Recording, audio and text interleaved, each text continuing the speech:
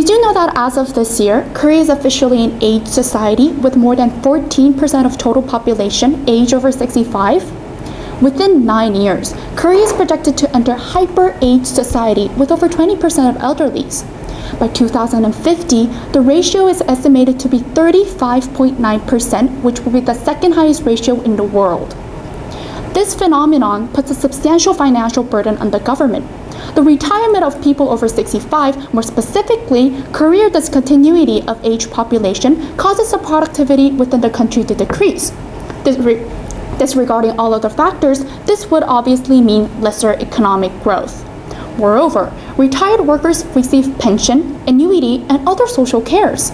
Expenses for these welfare policies come from taxes, which would inevitably decrease following the decline of labor population. In short, rise of retired workers causes revenue for government to decrease and the spending to increase. Then, where will government raise funds to cover these welfare policies? The younger working generation would have to take the burden of paying high taxes, which would give them severe pressure. Furthermore, these retired population who have worked over 20, 30 years often face deep depression after retirement. Especially as Korean culture puts a high value on diligence, some feel guilty or even incapable. This has become a serious social concern. The basic problem underlying this whole process is that people over 65 retire. If these people were to continue their careers in other positions, the issue would not be as severe.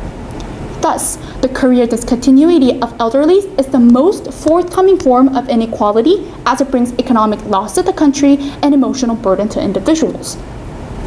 These older generations face serious discrimination in job market. Re-employment of elderly is highly concentrated on simple manual occupations such as night guards, street sweepers, and housekeepers. In fact, most jobs that are provided to the elderly are limited to such sectors, even though they're offered by the Ministry of Employment and Labor. This is a clear discrimination against their age. Just because they're old, they're forfeited the opportunity to display their abilities in the fields they are good at and are pressured to work in a job without any functional relevance. In fact, more than 40% of re-employment results in career discontinuity and forces them to move to simple manual jobs. To overcome this imminent problem, every party involved needs to take action. To begin with, the government and corporations need to cooperate to provide practical service where elderly can fully utilize their years of experience. Meanwhile, welfare policies should focus on strengthening competitiveness of the elderly by helping them adapt to this rapidly changing business environment. Programs designed to link elders' expertise, such as senior internship and elderly-friendly employment programs, may generate synergy effect. At the same time, elderly must accept the reality where they cannot receive as much financial or social rewards as they used to. It is true that high compensation plan for seniors, such as high salary, is one of the biggest reasons why corporations pressure them to retire. Thus, elders too should be prepared to compromise their benefits in return for continuing their career in a field they wish to be in. Aging society is not a story far away from us. It is a story of our grandparents, and in just several years, it will be a story of our parents.